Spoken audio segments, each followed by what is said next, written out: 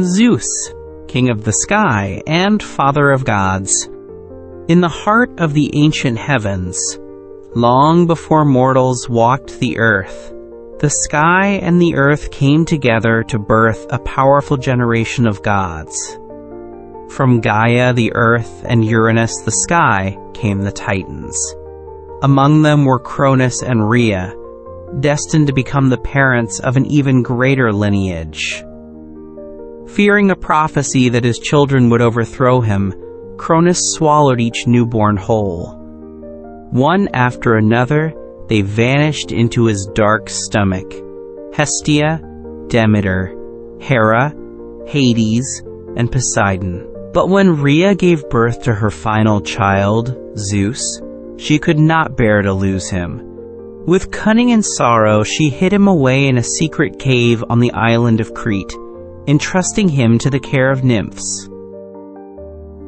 In that shadowed cave, surrounded by the songs of birds and the soft echoes of water dripping from the stone, Zeus grew in strength and wisdom. The nymphs fed him milk from the divine goat Amalthea and honey from sacred bees. As he grew older, his presence radiated power. In time, he learned of his siblings, lost within the belly of their father, and of the cruel tyranny Cronus had imposed upon the world. Determined to restore balance and justice, Zeus sought out the Titan Metis, known for her deep knowledge and sharp mind. She gave him a potion that would make Cronus disgorge the swallowed gods, and with it, Zeus began his journey toward destiny.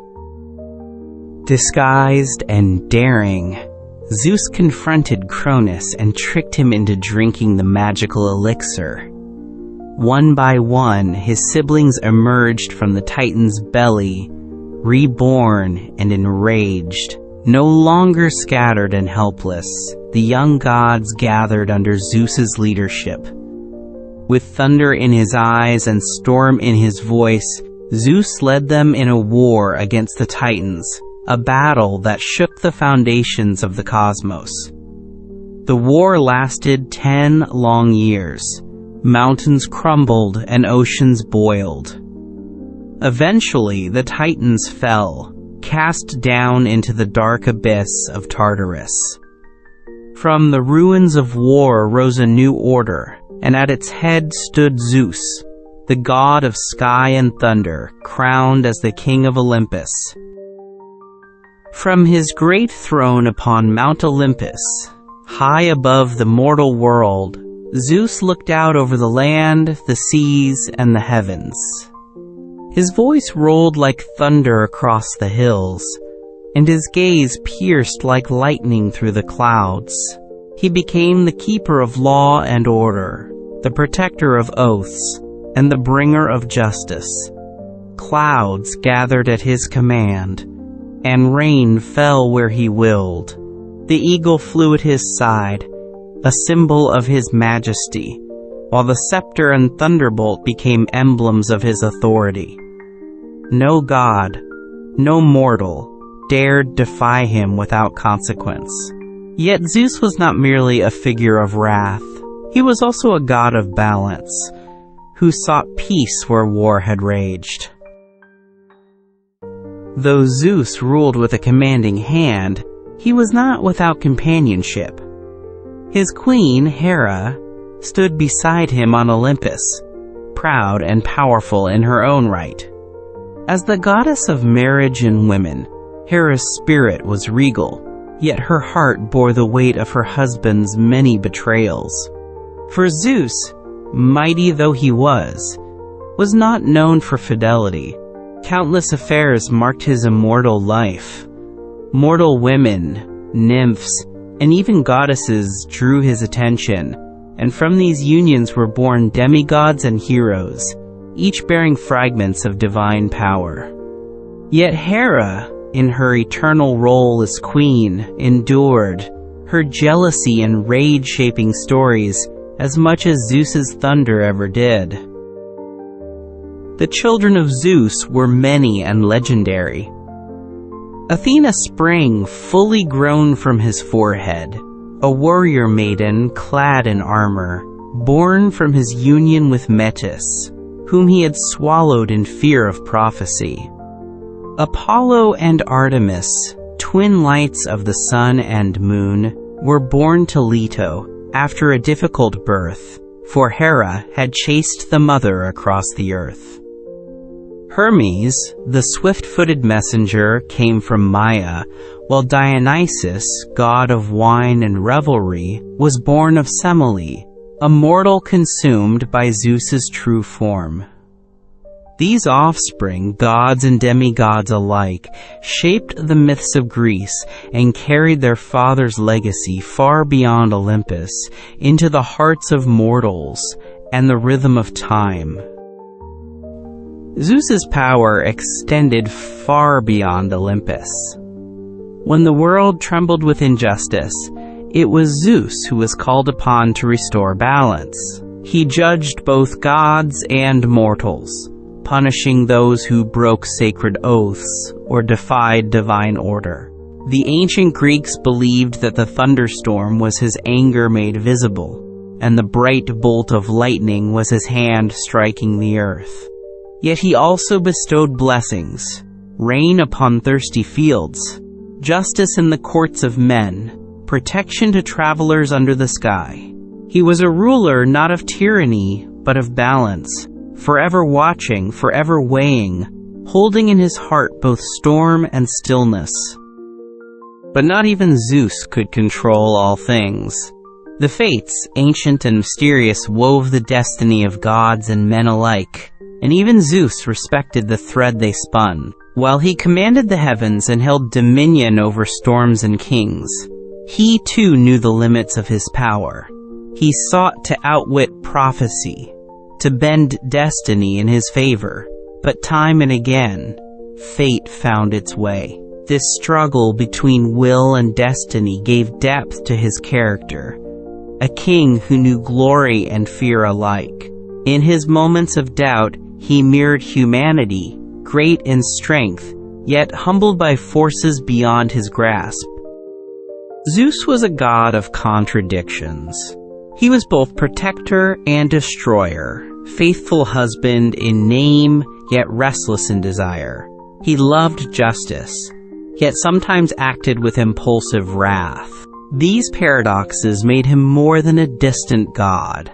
They made him vivid, flawed, real in the eyes of those who worshipped him. To sailors, he was the one who calmed or raged the sea.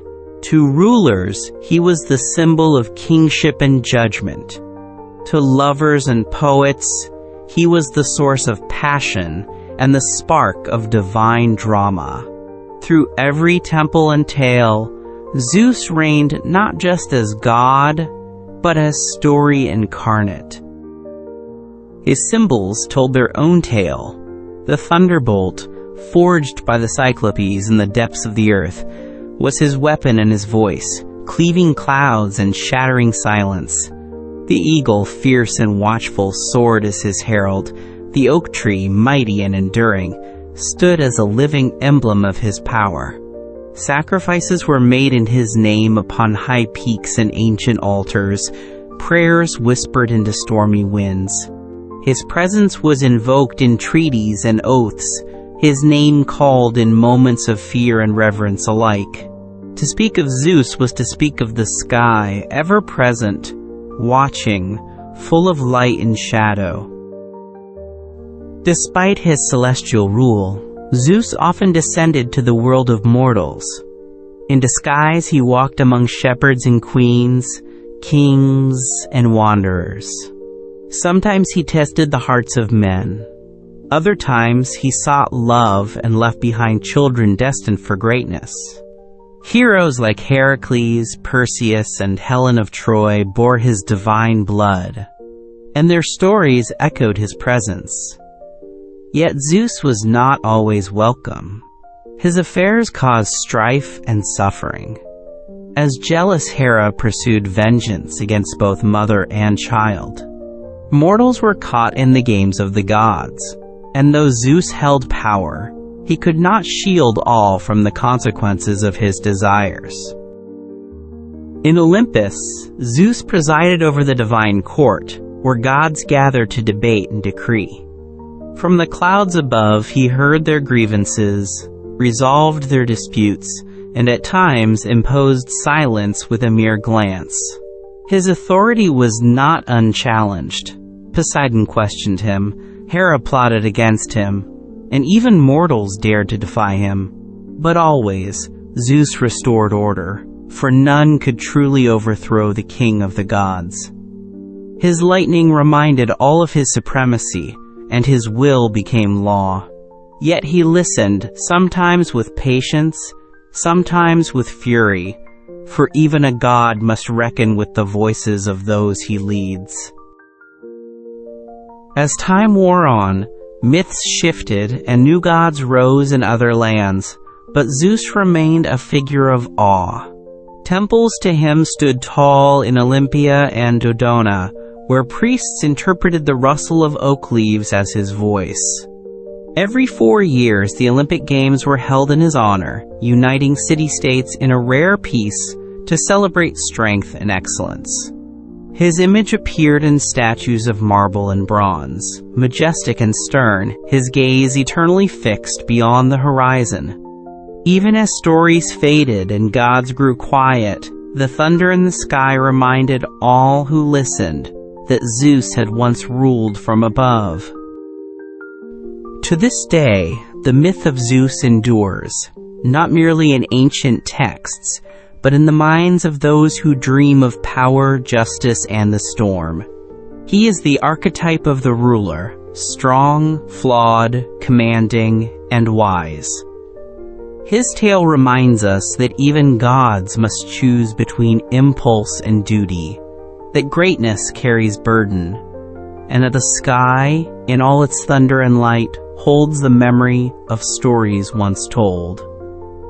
So when the clouds gather and the heavens flash with fire, remember the king who once ruled Olympus, and whose voice still echoes in the storm.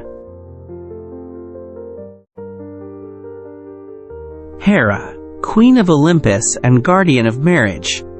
In the beginning, before the rule of Zeus and the assembly of the Olympian gods, there were the Titans.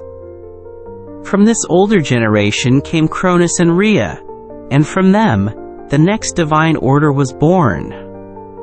Among their children was Hera, destined to become the queen of the gods.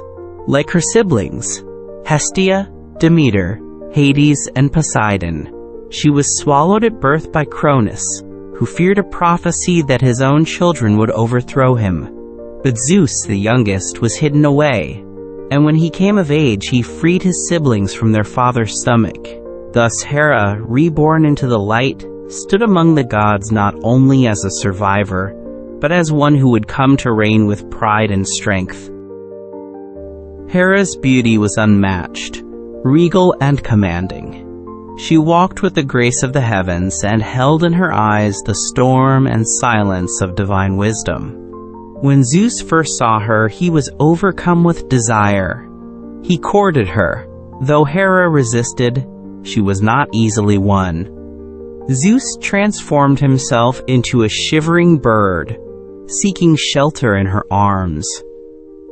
As she held him close, he changed back into his true form and pledged his love. Touched by his persistence, Hera agreed to be his queen. Their wedding was the grandest celebration the gods had ever known. Flowers blossomed across the heavens, and all of nature rejoiced. Hera took her place beside Zeus, not as his shadow, but as his equal. As Queen of the Gods, Hera held dominion over marriage, family, and the sacred bond between husband and wife. She was the guardian of women, especially those in childbirth, and the protector of the household. To the Greeks, she was a figure of dignity and tradition, her presence invoked in wedding ceremonies and prayers for fertility. Her throne upon Mount Olympus gleamed with gold, and she ruled with a stern but watchful gaze. Yet Hera was not simply a maternal goddess. She was powerful, calculating, and proud. Her role extended beyond domestic harmony. She was a sovereign in her own right, and no decision among the gods was made without her voice heard.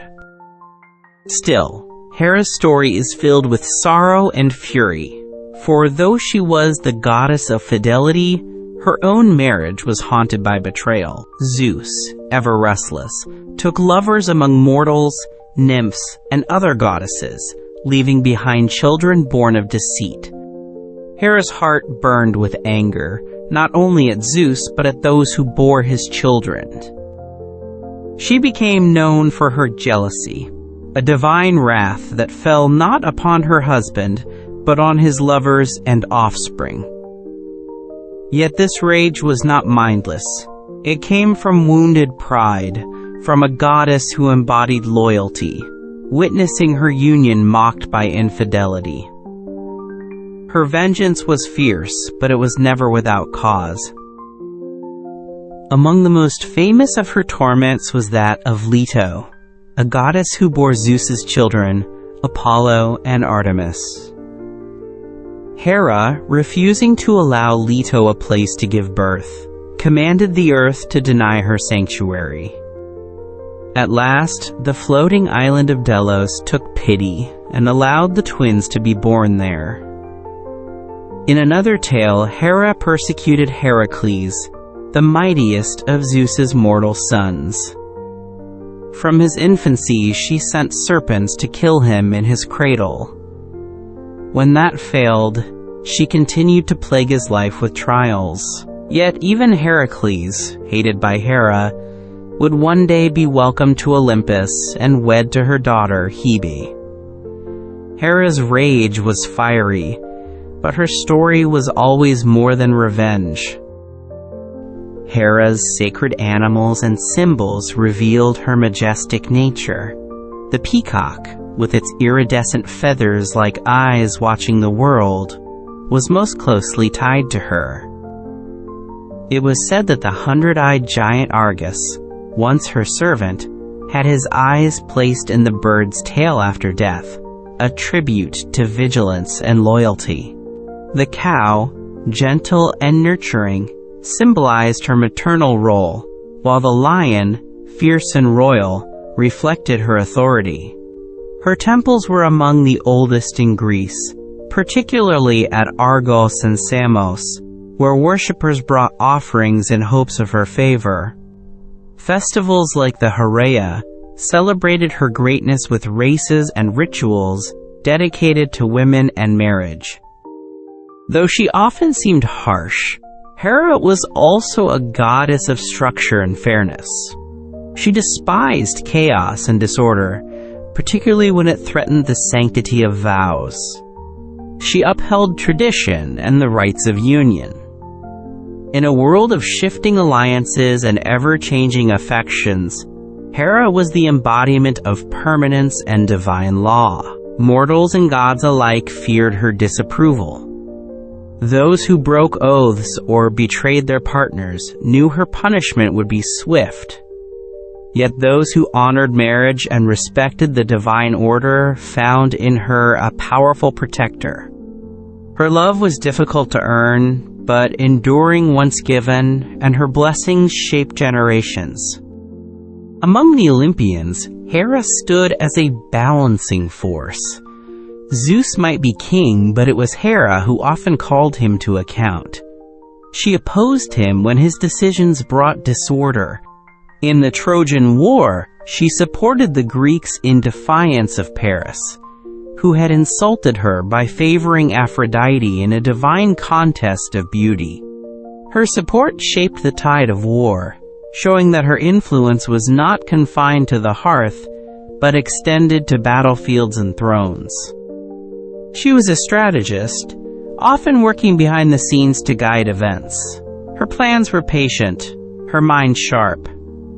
Hera was no passive consort, but a queen with her own will. In tales of cunning, Hera proved herself clever and determined. When the gods grew tired of Zeus's harsh rule, it was Hera who organized a rebellion. With Poseidon and Athena, she plotted to bind the king of the gods in chains. Though the plan failed, it revealed her daring. Even Zeus, with all his might, feared her anger more than the wrath of any other god. Their quarrels could shake Olympus, yet their connection endured through centuries of divine conflict. They were rivals, partners, and rulers, locked in a dance of power and passion. Hera was both lightning and anchor, tempered yet capable of storm. Despite her sternness, Hera also knew joy and celebration. Her union with Zeus was honored each year in a divine renewal of vows. In myths, she sometimes appeared to mortals not in wrath, but with compassion. In one tale, she blessed a faithful woman with a long and peaceful marriage. In another, she guided a queen in childbirth, standing quietly beside her when no other aid could be found. Though her jealousy made her infamous, her devotion made her divine. She was not merely a figure of fear, but of deep emotion, pride, and enduring love, all forged into the shape of a goddess. Her children with Zeus were notable, each bearing marks of her power. Hebe, the goddess of youth, served nectar to the gods and later wed Heracles. Eileithyia, goddess of childbirth, aided mortal and immortal women alike in bringing life into the world. Ares, god of war, inherited her fierce spirit and unyielding strength. These offspring extended Hera's reach into the very core of Olympus. Through them, her influence touched every aspect of divine and mortal life. Though often remembered for her anger, Hera's legacy is found equally in creation, in protection, and in the sacred roles she bestowed upon her children. Hera's name was spoken with awe throughout Greece. Women prayed to her for fertility, for strong unions, for safe deliveries. She was the ultimate matron, the divine guardian of the female journey. In a world where gods often reflected human chaos, Hera was a symbol of endurance. She bore humiliation, betrayal, and heartbreak with fire and resolve. Her strength was not gentle, but it was constant. To queens, she was a mirror. To brides, a blessing. Her image, cloaked in robes and crowned with a diadem, stood tall in the minds of poets and priests alike, a reminder of the divine feminine in its most formidable form. The myths of Hera, though often laced with strife, remind us of the depth within divinity. She was not a one-note goddess. She could nurture and destroy, exalt and punish. Her emotions were not weaknesses, but reflections of her commitment to principle. Her love was fierce, not fleeting. Her loyalty was unshakable, even when it caused her pain. She represents the enduring spirit of one who does not bow, who demands to be seen, heard, and respected. As Queen of the Gods, she stood in a role no one else could fill, ruling with a heart scarred but unbroken, wise and proud and ever radiant. In the stories passed down by ancient voices, Hera remains a towering figure. She is not softened by time, nor stripped of her power. Her myths endure because they speak to eternal truths about justice, partnership, betrayal, and honor. She is the challenge to power and the force behind stability. As long as vows are spoken, as long as bonds are made, as long as women draw strength from pride and memory, Hera lives on, not just in the temples long ruined, but in the thunder of dignity, in the sharp gaze that sees through lies, and the quiet, unshaken strength of a queen. So when you hear tales of thunder, do not forget the goddess who stood beside it. When you read the myths and wonder at the gods' tempers and trials, remember Hera, whose fire did not flicker even when the heavens shook. She remains, forever seated on her golden throne, with the peacock watching and the world below held within her gaze. The Queen of Olympus, the goddess of marriage and womanhood, the avenger of broken promises, the protector of sacred vows. Hera's story is not one of softness, but of strength born in storms, and a crown that never falls. Poseidon, Lord of the sea and master of earthquakes. In the dawn of time, when the world was still raw with creation, and the skies had not yet been tamed, Poseidon was born to the powerful Titans, Cronus and Rhea. He was one of 6 siblings, including Hestia, Demeter, Hera, Hades, and Zeus. As with his brothers and sisters, Poseidon was swallowed at birth by his father Cronus, who feared a prophecy that one of his children would rise against him. But Zeus, the youngest, escaped this fate. When he grew strong, he forced Cronus to release his siblings. From that moment, Poseidon emerged into the world with a hunger for power, and a fury that mirrored the raging waves he would one day command. After the fall of Cronus, the new gods divided the world among themselves. Zeus claimed the sky, Hades took the underworld, and Poseidon, with a voice like the roar of ocean storms, took dominion over the sea. It was a realm vast and restless, teeming with life, mystery, and danger. Poseidon's power surged through every tide and current. The crashing of waves echoed his laughter, and the rumble of distant storms carried his wrath. He built his palace beneath the sea, in the depths near Aegea, where coral towers shimmered and sea creatures danced at his feet. It was a kingdom like no other, and Poseidon ruled it with strength and majesty. His trident, a 3-pronged spear forged by the Cyclopes, became the symbol of his authority. With it, he could stir the seas into chaos, or calm them into glassy silence. When he struck the earth, mountains trembled and cities crumbled. He was not only the god of the ocean, but of earthquakes and horses as well. Wherever his feet touched the ground, power stirred beneath.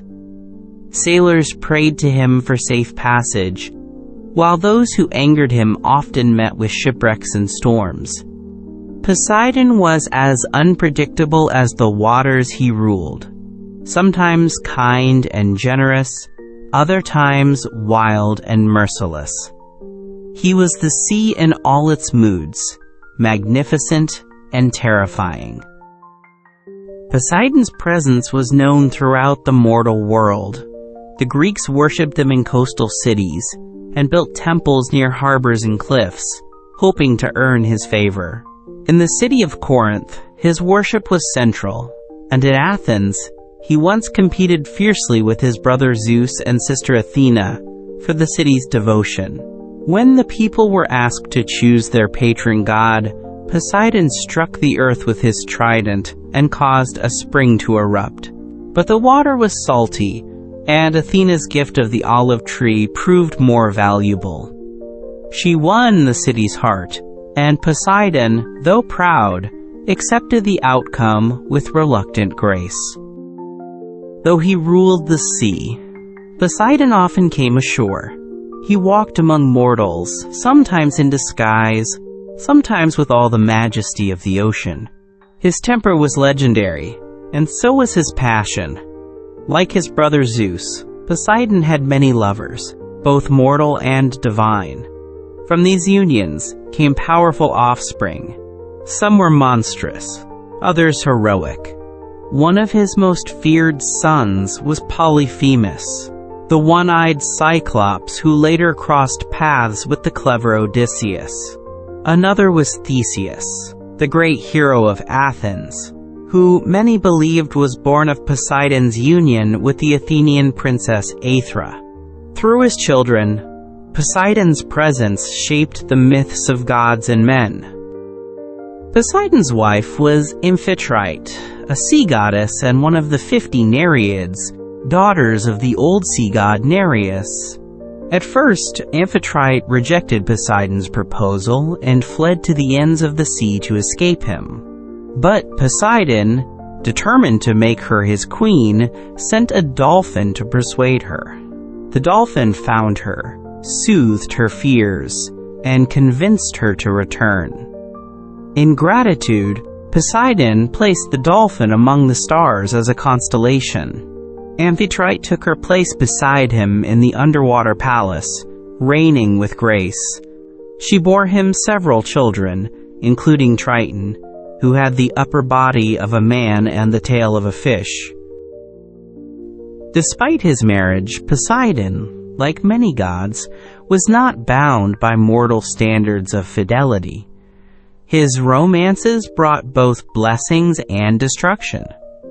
From his union with Medusa, after she had been cursed by Athena, sprang Pegasus, the winged horse, born when the hero Perseus beheaded her. Another of his children, the giant Orion, roamed the earth as a mighty hunter before being placed in the stars. The gods rarely lived quietly, and Poseidon's love affairs caused ripples across heaven and earth alike. Yet through them all, Amphitrite remained his queen, serene and enduring as the deep ocean floor, her voice like the lull of waves on distant shores. Poseidon's personality was a storm within itself. At times, he showed great mercy, rescuing sailors from certain death, calming storms, and granting bountiful catches to fishermen. He helped build the walls of Troy, laboring alongside Apollo, though he later turned against the city during the Trojan War. He aided heroes who earned his respect, but mercilessly pursued those who earned his anger. When Odysseus blinded Polyphemus, Poseidon's wrath followed the Greek hero across the seas for 10 long years. Storm after storm drove him from safety, and Poseidon refused to allow him home until he had suffered enough. Such was the reach of the god of the sea, endless, merciless, and unforgetting. But Poseidon was not only a punisher, he was also a creator.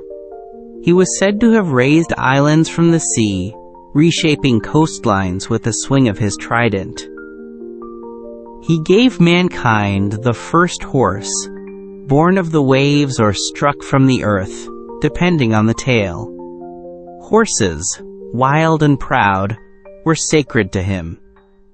The thunder of their hooves echoed the roar of waves, and their strength reflected his own. Chariots drawn by seahorses pulled his watery carriage across the waves, trailed by dolphins and sea creatures who danced in his wake.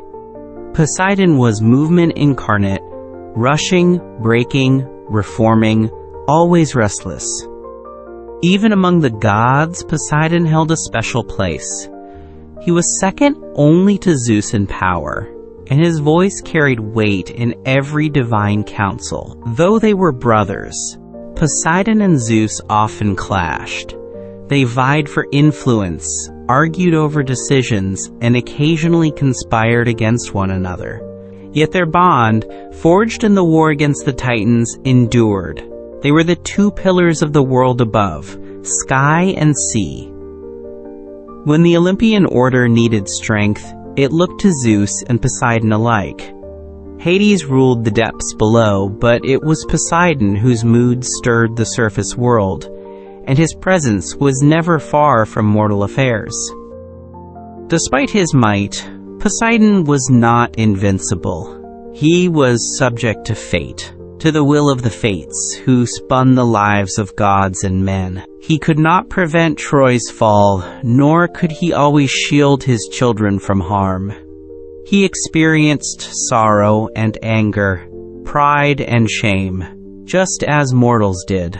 These traits made him more than a distant deity. They made him relatable, especially to seafarers who knew the sea's beauty and its danger. Poseidon embodied that dual nature, the calm harbor and the furious tempest. His domain was vast, his power deep, but his story was always close to the human soul. Across Greece, temples rose in his name. The most famous stood at Cape Saunion, where tall columns watched the sea. There, sailors would offer gifts before setting sail, praying for smooth waters and safe returns. Festivals honored him with horse races and sacrifices, and poets sang of his power. He was feared, loved, and honored in equal measure. To live near the sea was to live under Poseidon's watch. His name was carved into the hearts of coastal towns, his image etched into pottery and stone. His myths passed from mouth to mouth, carried like salt on the wind, unforgettable and eternal. In art, Poseidon was shown with a beard flowing like waves, a crown of seaweed or shells, and the trident always in hand. His expression was often stern, reflecting his dominion's peril. Sometimes dolphins swam at his side. Other times, his gaze held storms. In stories, he roared with rage or whispered with sorrow. He was never silent, for the sea is never still. His role among the gods was elemental, part of the world's rhythm. Without Poseidon, the balance would falter, for water is life and destruction both. His name endures not just as myth, but as symbol of nature's untamable power. When the skies darken over the ocean, and waves rise like walls, sailors remember Poseidon. When the earth shakes beneath their feet and horses scream in the fields, they feel his presence. His story is not a quiet one. It is told in the roar of tides and the crash of surf, in the thunder of hooves and the rumble beneath the soil. Poseidon is a god who does not whisper. He announces himself with force, majesty, and awe. His legend has no end, for as long as the sea moves and the earth stirs, Poseidon remains, trident in hand, forever watching from the depths. So when you stand on the shore and look out at the endless water, remember the god who rules below. When ships vanish beyond the horizon, they sail into his kingdom. When rain lashes the waves and lightning strikes the ocean, his voice is in the wind. Poseidon, lord of the sea, master of earthquakes, giver of horses, and brother to the king of the gods, is not just a myth. He is the sea's breath, its rage and its gift. In every tide that rises and falls, in every distant storm cloud, the ancient rhythm of Poseidon's story still beats strong. Demeter, goddess of grain, grief, and the eternal seasons. In the age of Titans, when the earth was young and still shaping its mountains and seas, Demeter was born to Cronus and Rhea. She was one of 6 divine children, alongside Hestia, Hera, Hades, Poseidon, and Zeus. As with her siblings, she was swallowed at birth by her father Cronus, fearing a prophecy that one of his children would overthrow him. But destiny could not be denied. In time, Zeus escaped this fate and forced Cronus to release the others. Demeter emerged, radiant and strong, her spirit bound to the fertile earth. From the moment her feet touched the ground, life stirred. She was destined to be the goddess of agriculture, of harvests and growth, of the cycle that fed gods and mortals alike. Demeter's domain was the golden breath of the earth. Wherever she walked, grain swelled, orchards blossomed, and flowers bowed in welcome. She taught humanity how to plant and reap, to cultivate the land with reverence and care. Before her, the world was wild, the food uncertain. Through her, the seasons gained shape, and the soil gave its gifts. Her presence was a blessing, warm, maternal, sustaining.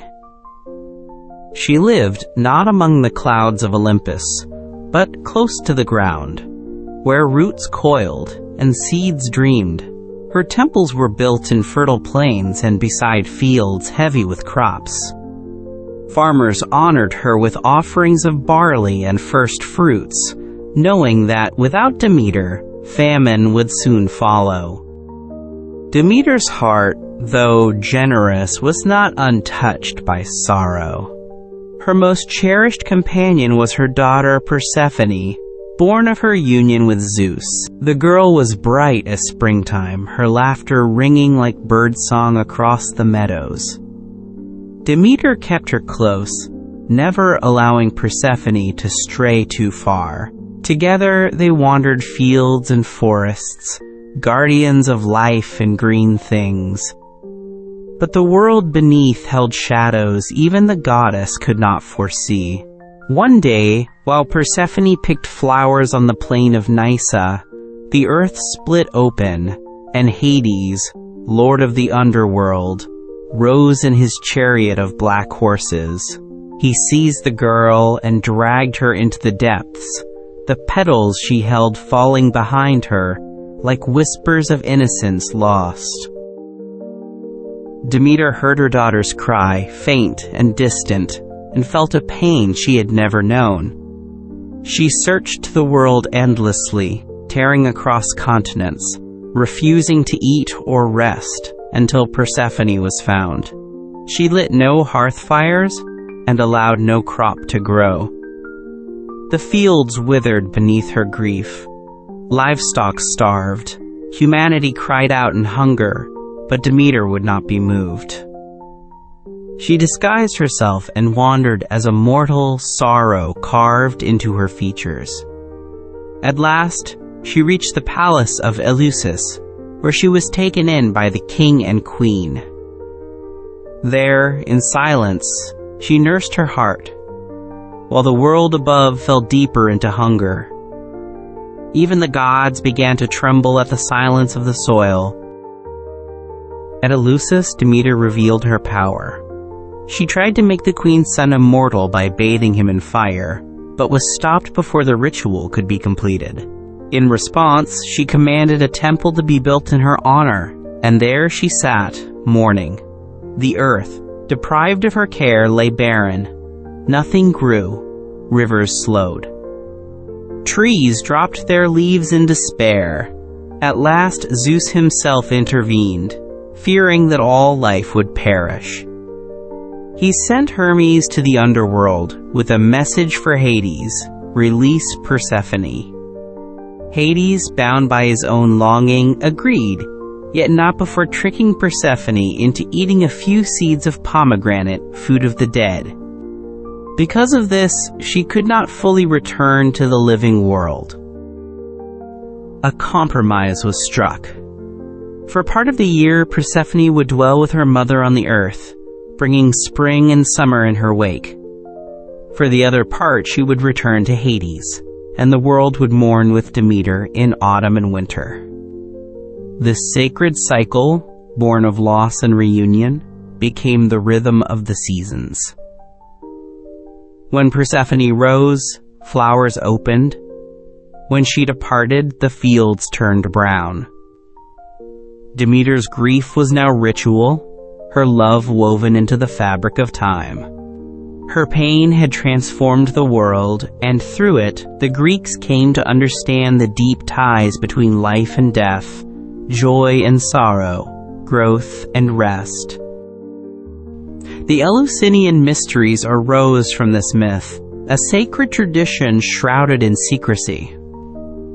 Initiates were taught the ways of Demeter and Persephone, the truths of the underworld, and the promise of rebirth. Those who joined the rites were said to walk without fear into death, having seen the cycle from within. Demeter's worship was not one of fear, but of reverence, of honoring what feeds us, sustains us, and returns to us when all seems lost. Her mysteries celebrated not just agriculture, but the soul's endurance. She was not a goddess of thunder or war, but of quiet resilience, of grief transformed into wisdom, of hope buried deep like seeds. Demeter's story did not end with Persephone's return.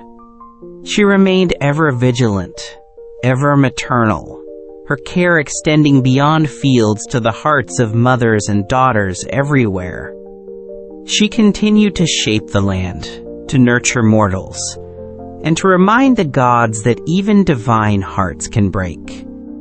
Though she sometimes clashed with Zeus and other Olympians, she was always respected.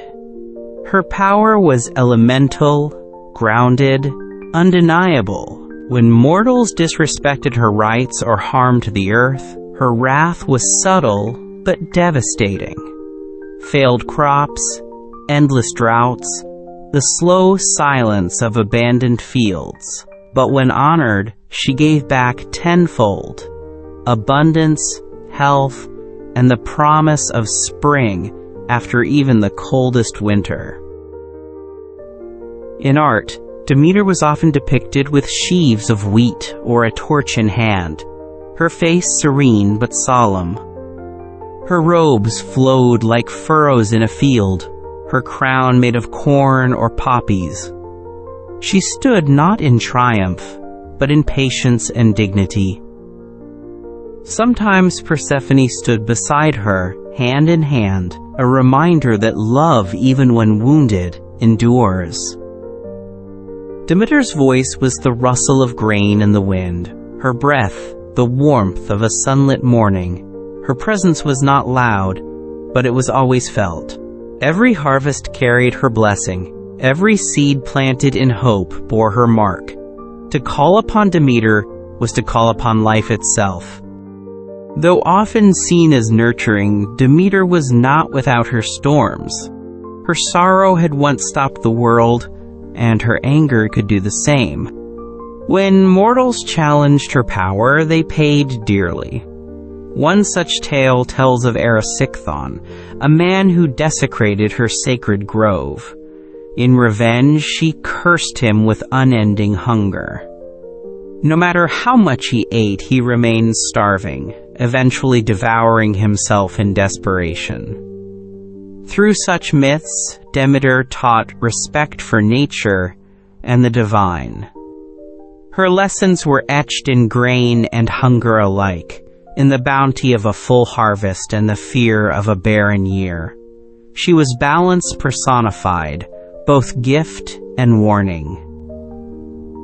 Demeter's love for her daughter remained her defining force. It was a love that challenged gods, altered the world, and created a sacred cycle. Unlike many divine stories, Demeter's was deeply human. Her grief mirrored the pain of separation, her joy the relief of reunion. The myth of Persephone spoke to every parent and every child who had ever known loss. Demeter's power came not from dominance, but from care. From a devotion so fierce that even the heavens paused in its presence. Her myth endures not only in grain and festival, but in every moment of parting and return, in every mother who waits, and every child who comes home. Her festivals, particularly Thesmophoria, were held by women and celebrated the bond between Demeter, Persephone, and the mysteries of fertility and the land. These rites, filled with secret songs and sacred offerings, honored the power of women as life-bringers and guardians of continuity. Men were forbidden from the rituals, for they belonged to the ancient memory of mothers and daughters, of hands digging soil and hearts enduring winter. Demeter's faith was not one of conquest, but of communion. Her strength was not thunder, but nourishment. She did not shout her truth, but grew it, patiently, year after year, through the earth itself. Even in modern times, Demeter's essence lingers. Every garden, every field, every meal owes something to her myth. She reminds us that life is fragile, that love shapes the turning of the world, and that grief can become growth. In a world that often rushes forward, she invites us to pause, to plant, to tend, and to wait. She is the goddess who walks among the roots, who lifts the harvest into golden arms, who gives of herself so that others may eat.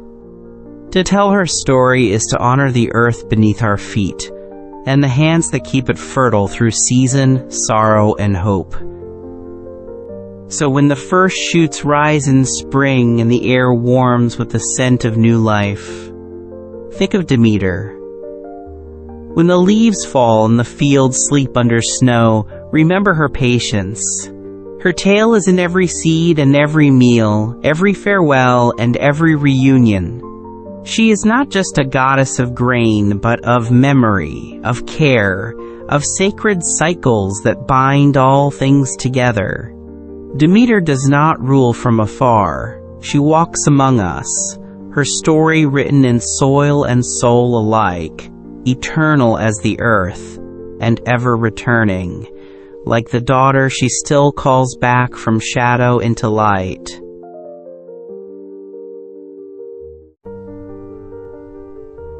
Athena, goddess of wisdom, war, and the shining mind. In the golden age of the gods, before war was known to men and before cities rose from stone, Athena was born in a way unlike any other. Her father was Zeus, king of the gods, ruler of the sky. Her mother was Metis, a titaness of wisdom and clever counsel.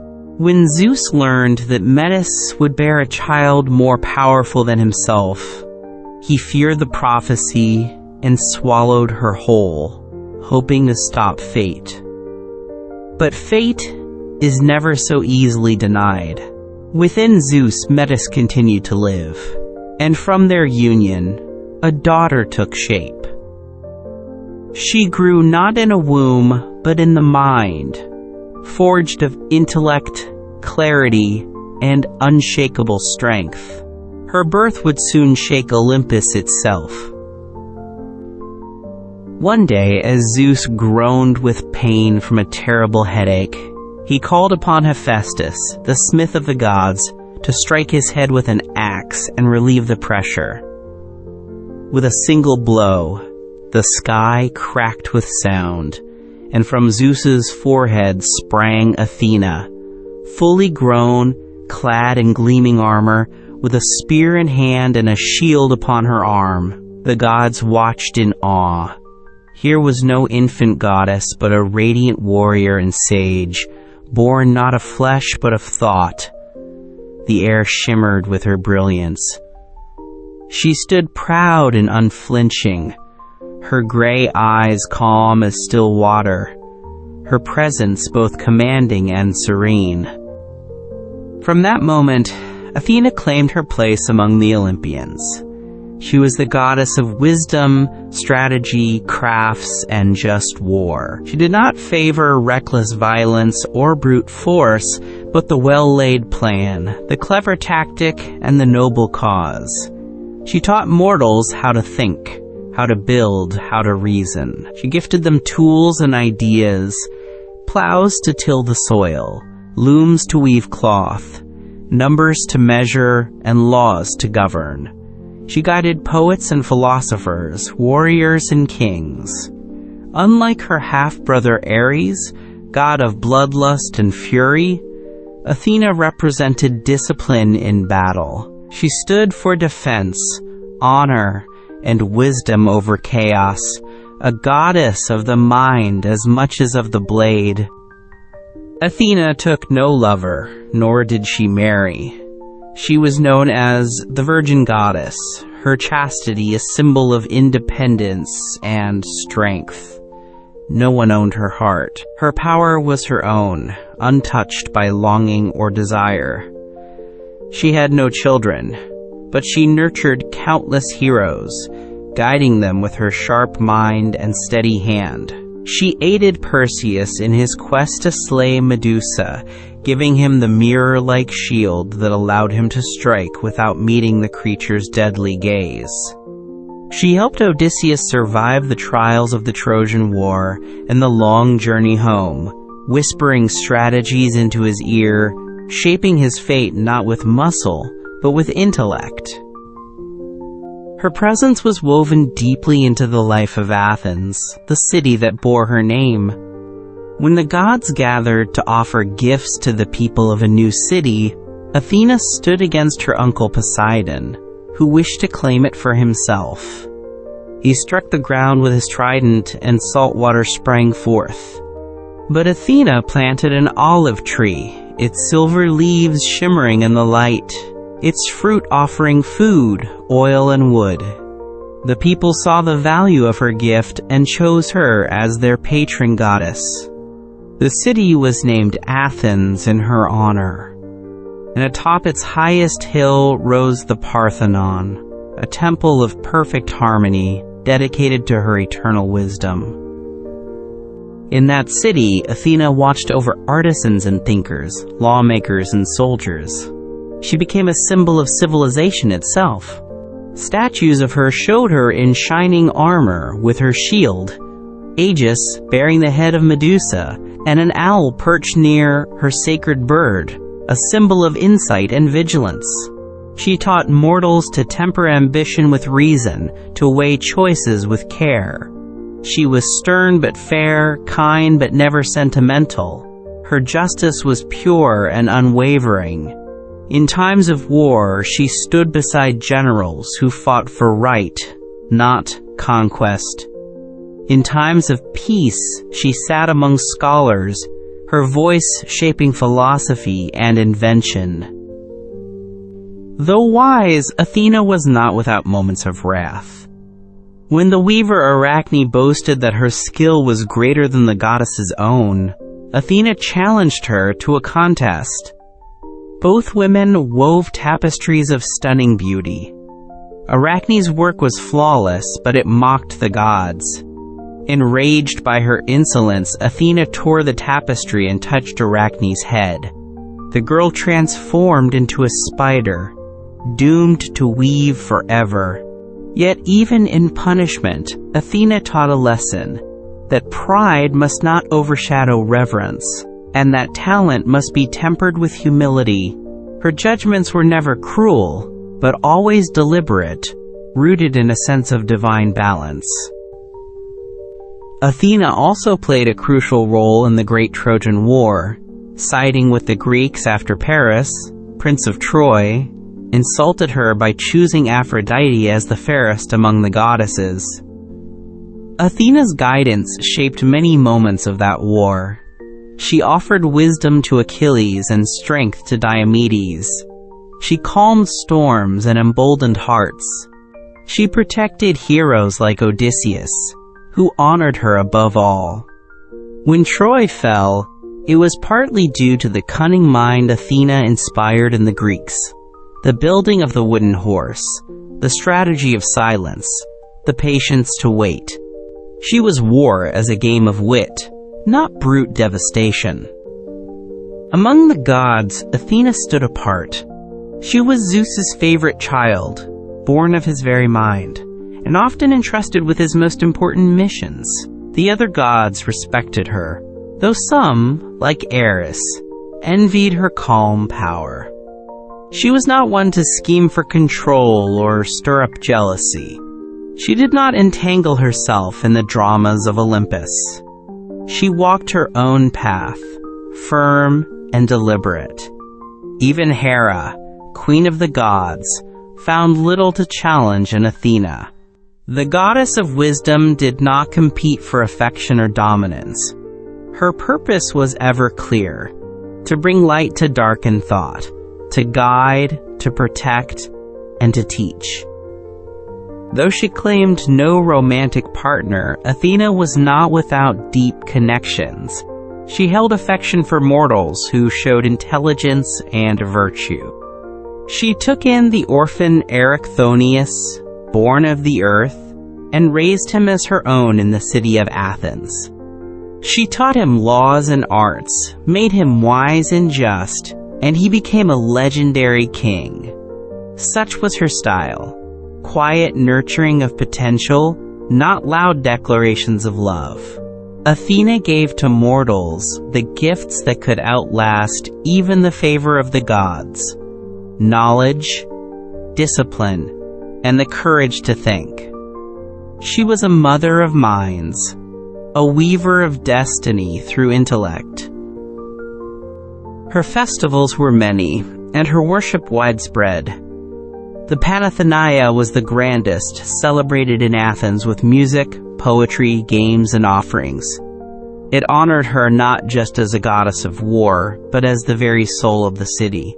She was invoked in battle and in courtrooms, in classrooms and at the forge. Her wisdom touched every part of life. Those who sought her favor did not bring weapons, but ideas. They honored her by thinking clearly, acting justly, and building things that lasted. In her, the Greeks saw not only divine power, but the heights of human potential reflected in divine form. Over time, Athena's image grew into a symbol far beyond Greece. She came to represent civilization itself, the light of reason over ignorance, strategy over destruction, peace maintained through strength. Artists and rulers invoked her in statues, coins, and literature. Her owl became a mark of wisdom across ages. Her armor became the strength of those who fought for justice, not conquest. Her virginity became a metaphor for incorruptible purpose. In her, power and grace walked together. She needed no love to define her, no blood to prove her might. She was her own force, independent, eternal, shining with the clarity of thought. And yet, despite all her grandeur, Athena remained close to the world of mortals. She guided them not from above, but from within. Through the quiet voice of reason, the calm in battle, the idea that changed a village into a city. She stood in moments of invention, in every wise law passed, in every work of art made with care and purpose. Her presence was not always thunderous. Often it was the sudden clarity of insight, the moment one chooses thought over anger, strategy over impulse. In this way, Athena lived not just on Olympus, but in every mind that sought truth. Her story is one of birth from thought and a life shaped by discipline. She did not hunger for dominion, but offered guidance. Her victories were not just on the battlefield, but in the hearts she shaped and the minds she awakened. She remains a goddess not only of ancient marble, but of living thought. In every library, courtroom, and academy, her voice still whispers. In every just war, her shield still shines. In every wise ruler, her hand still rests. She is Athena, born from the mind, teacher of heroes, guardian of cities, an eternal symbol of wisdom's enduring light. Apollo, god of light, music, and the eternal bow. In the high halls of Olympus, where the clouds gather like dreams and the stars whisper stories from long ago, a radiant god was born, Apollo, son of Zeus, king of the gods, and Leto, the gentle tightness of motherhood.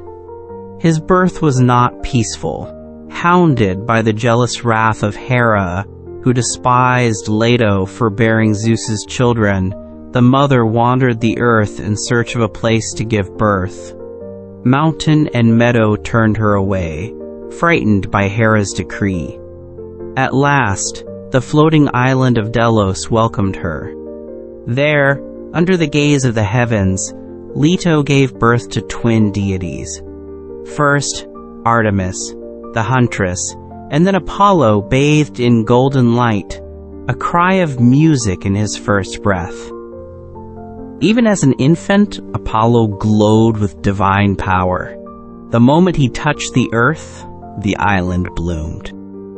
Sacred swans circled Delos 7 times, and the palm trees bowed their heads in reverence. Though he was newborn, he grew rapidly, becoming a youth of great beauty and golden hair. His eyes were clear as summer skies, his voice like the strings of a lyre played by the wind. Apollo became a god of many realms: music, poetry, prophecy, healing, and the sun. He held the bow and the lyre with equal grace, striking with truth as well as melody. The world looked upon him and saw brilliance, the very embodiment of harmony. Apollo's domain spread quickly across the mortal and divine worlds. His most sacred place became Delphi, where he slew the great serpent Python that guarded the oracle. The beast had terrorized the region, and Apollo's arrow brought its reign to an end. Over its resting place, he established his great temple, and there the oracle of Delphi spoke his will. Through her, Apollo gave prophecies to kings and wanderers alike. His words were riddles, not to deceive, but to guide. For Apollo did not offer certainty, only wisdom. Those who listened closely found their path. Those who did not often fell to ruin. His power was not in force alone, but in insight, in shining truth, revealed through silence and song. As a god of music, Apollo was unmatched. The lyre, given to him by his half-brother Hermes as a gesture of peace after a mischief-filled theft, became his favorite instrument. With it, he played melodies that tamed wild beasts and calmed furious hearts. The muses danced to his notes, and mortals listened with tears in their eyes. His music was more than entertainment. It was structure, healing, and beauty. Poets called on him for inspiration, and bards sang his praises under the stars. In contests of music, none could equal him. Yet, when mortals grew prideful, challenging him in his own art, they often faced his wrath. Harmony for Apollo was sacred and not to be mocked. Among the many who dared challenge him was Marsyas, a satyr who found the aulos, a flute cast aside by Athena. Proud of his skill, Marsyas boasted that he could play more beautifully than Apollo. A contest was held. The gods judged.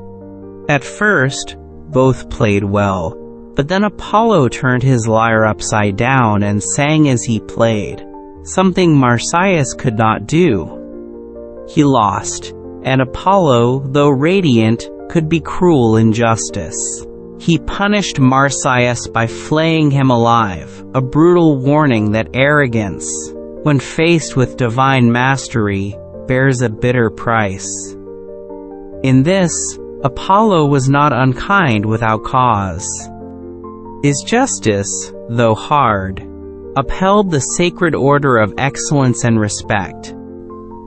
Apollo was a god of healing as much as punishment. He taught the art of medicine to his son Asclepius, who became the most skilled healer among mortals. With herbs and knowledge, they brought health and comfort to many, yet even healing had its limits. When Asclepius began raising the dead, Zeus struck him down with a thunderbolt, fearing the disruption of mortal fate. Apollo, in his grief, retaliated by slaying the Cyclopes who had forged the thunderbolt. For this act, Zeus punished Apollo, casting him from Olympus for a time. He served a mortal king, tending flocks and learning humility. Even gods, Apollo learned, are not immune to sorrow and consequence. His romances, like his music, were filled with passion and pain. Apollo loved deeply, but often his love brought tragedy. He pursued Daphne, a nymph of great beauty, who wanted no part in love. As he chased her, she cried to her father, a river god, to save her. In answer, she was transformed into a laurel tree. Apollo, heartbroken, claimed the laurel as his sacred plant, wearing its leaves as a crown, a symbol of honor and poetic triumph. So too did he love Hyacinthus, a handsome youth who died in a tragic accident during a game of discus. From his blood, Apollo caused the hyacinth flower to bloom, a memorial of affection and grief. Though often associated with light and the sun, Apollo did not always hold that role. In the earliest myths, the sun was driven across the sky by Helios. Over time, Apollo came to embody the sun itself, his chariot blazing across the heavens, drawing light behind him. He became the guardian of truth, revealing things hidden in darkness, both literally and metaphorically. He saw through lies and illusions, and his presence brought clarity. Artists painted him with a golden aura, a bow in one hand and a lyre in the other.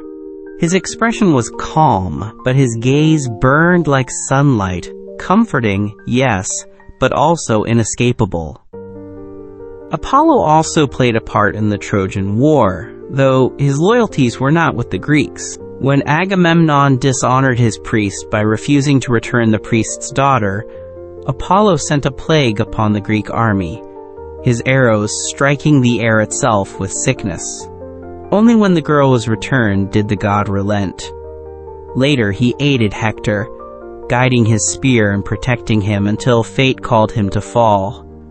And in the final moments of Achilles, it was Apollo who helped Paris aim the arrow that struck the Greek hero's vulnerable heel. Apollo was not a god of sides.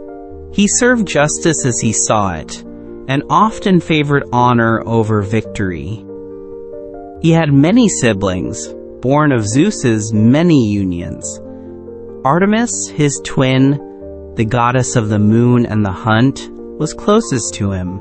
They shared a bond beyond words, a balance of light and shadow, of day and night. Where Apollo brought reason, Artemis brought instinct. Where he offered structure, she roamed wild. Together they represented two halves of divine power, always different, always in harmony. Apollo also watched over his younger brother Hermes, despite the trickster's ways, and shared divine duties with Dionysus, though their natures clashed. Apollo was order, Dionysus chaos. And yet, even in contrast, they formed the spectrum of human experience. Temples to Apollo were built across the ancient world. At Delphi, pilgrims came from every land to seek his wisdom. Offerings of laurel, honey cakes, and golden bowls filled his sacred halls. His priestesses, known as Pythia, inhaled sacred vapors and spoke his riddled truths, which were written down and interpreted by priests. Kings waited with bated breath, seeking guidance before wars, marriages, or great ventures. His influence was not limited to Greece. In Rome, he was worshipped as well, especially during times of plague and famine. His name crossed borders, and his image stood not only on temples, but in coins, songs, and dreams. He was light, and light travels far. Apollo's image lives on because he is not just a god, but an idea, a symbol of all things that strive toward perfection. He stands for clarity of thought, harmony in motion, the beauty of truth, and the pain that often accompanies love and brilliance. He is the golden thread woven through poetry, the steady hand that guides the bow, the song that survives long after the singer is gone. In his story, we find the eternal struggle of talent and pride, of beauty and transience, of order and passion. He is not only worshipped, but admired, a model for what the human spirit can reach when it seeks to shine. Even in the modern world, Apollo's echo remains. His name is given to great journeys, his likeness cast in stone and myth. Artists and musicians still chase the perfection he embodied. Doctors swear oaths rooted in his teachings. His story reminds us that brilliance can bless and burn, that love may never be captured, but always remembered. He walks in sunbeams and songlines, in prophecies and poems. When the day breaks and golden light spills across the world, it is Apollo's touch we feel. When music stirs something too deep for words, it is his presence we hear. Apollo is not gone. He rides still, drawing the chariot of light across the endless sky.